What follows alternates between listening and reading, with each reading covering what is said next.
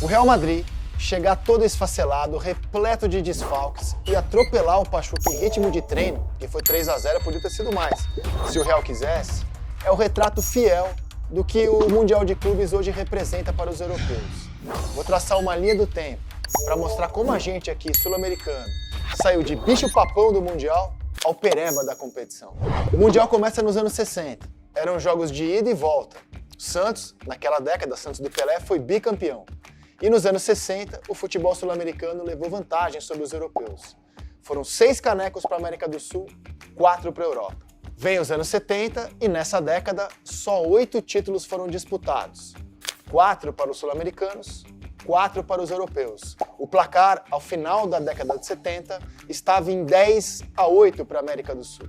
Nos anos 80 foi um passeio do futebol sul-americano, né?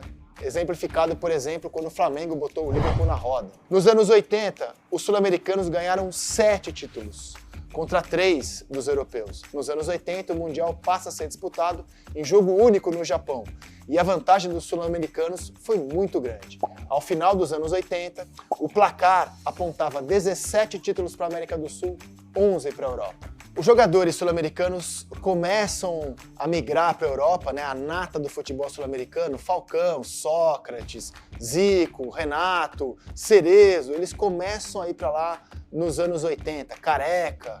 Nos anos 90 é que o fluxo realmente começa a ficar ainda mais intenso. Vem a Lei Bosman, em 96, e os jogadores passam a ter uma maior liberdade de movimentação, e aí os europeus começam a nadar de braçada. Nos anos 90, os europeus ganharam 7 mundiais. A gente ganhou 3. Os jogos eram mais equilibrados do que são hoje, mas o placar foi de 7-3 naquela década e na soma os europeus encostavam. A gente ficava com 20 títulos e os europeus com 18.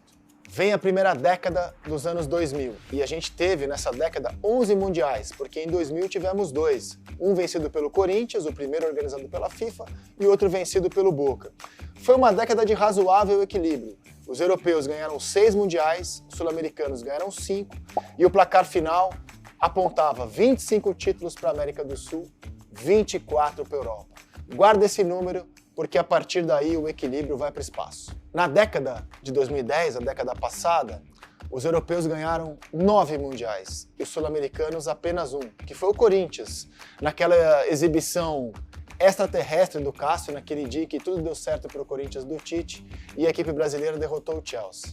9-1 foi o placar da década e aí os europeus viraram o placar geral e chegaram a 33-26. E aí vem a década vigente, na qual 5 mundiais já foram disputados, todos vencidos com muita facilidade pelos europeus. Os sul-americanos, em muitas ocasiões, sequer chegaram à final. Casos, por exemplo, do Palmeiras do Abel e agora o Botafogo. E o placar final está em 38-26. E é óbvio que os europeus vão abrir vantagem ainda maior. Será que dá para um sul-americano voltar a sonhar com o Mundial? Eu acho muito difícil, praticamente impossível. Primeiro porque nesse formato do Intercontinental, a gente chega lá em fim de temporada, saindo apressadamente depois do Campeonato Brasileiro. Vamos lembrar que quando o Corinthians ganhou o Inter e o São Paulo, nesse século, a Libertadores acabava em julho e os times passavam o Campeonato Brasileiro inteiro só pensando em Mundial, então eles chegavam mais descansados. Agora não é assim.